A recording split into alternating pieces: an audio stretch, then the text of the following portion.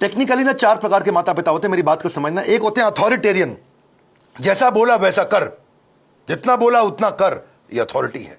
एक होता है डेमोक्रेटिक, मिल बांट करके बात करते हैं, बच्चों की सुनते हैं।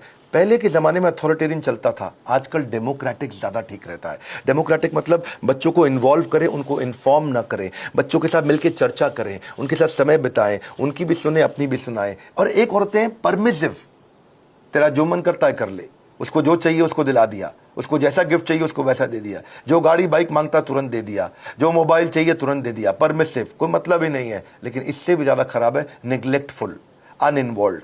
वो क्या है, बच्चा क्या कर रहा है, किससे दोस्ती कर रहा है, किसके साथ उठता बैठता है, कोई जानकारी नहीं है, कंप्लीटली नेग्लेक्ट कर रहे हैं।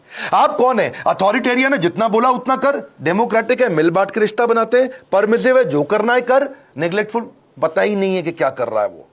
तो 4 में से सबसे अच्छा है डेमोक्रेटिक पेरेंट होना, बिकॉज आप नहीं तो बच्चा बर्बाद हो जाता है, वो झूठ बोलना शुरू कर देता है। और अगर वो ज्यादा झूठ बोल रहा है, इसका मतलब आपने बहुत रिएक्ट किया था उसकी पुरानी गलतियों के ऊपर, और फिर वो सीक्रेटिव हो जाता है और अपनी बातें नहीं बताता। मैदान में हारा हुआ इंसान तो जीत सकता है, लेकिन मन से हारा हुआ इंसान कभी नहीं जीत सकता। तो मन से ना हारे बच्चा। अब सुनिए पेरेंटिंग के असली टिप्स।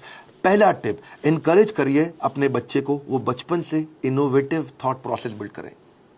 उसको ऐसे प्रश्न पूछिए कि वो इनोवेशन बिल्ड कर सके। दूसरा, उसके साथ बैठ के किताबें पढ़िए और अच्छे वीडियोस देखिए। ये नहीं उसको बता दिया, उसके साथ बैठिए, खुद भी पढ़िए, चर्चा करिए उसके साथ में। तीसरा, कुछ क्वेश्चनिंग का आपस में फॉर्मेट बिल्ड करिए, म्यूचुअल क्वेश्चनिंग। कुछ वो आपसे पूछे, कुछ आप उससे पूछो, और खास तौर से आप उससे पूछो, वो आंसर करे, ज्यादा बोलेगा, रिलेशनशिप बनेगा। प्ले विद योर चाइल्ड, उसके साथ खेलिए, फ्रेंडशिप इज द की। उसकी दोस्ती हो गई तो आपसे कभी मन नहीं चुराएगा। अगला मेरा पॉइंट है बजटिंग। बच्चे को बजटिंग सिखाओ, उससे उसके इमोशनल रिक्वायरमेंट कम होगी, इंटेलेक्चुअल कैपेबिलिटी बढ़ेगी।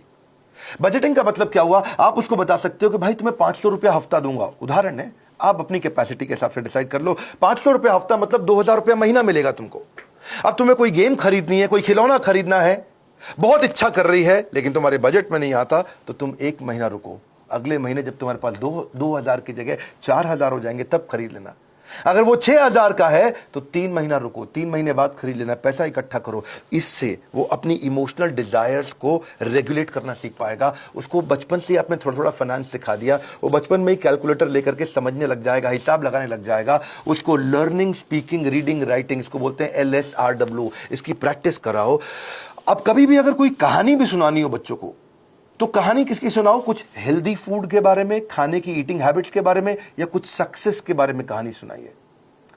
क्वेश्चन आंसर की टेक्निक बहुत काम आती है। उसको सिनेरियोज देकर के क्वेश्चंस करो कि अगर ऐसा हो तो क्या करना चाहिए, ऐसी परिस्थिति में क्या करना चाहिए, तो वो सोचेगा। जब वो अच्छा सोचेगा, उत्तर देगा आपको, तो अपने आप सफल होगा।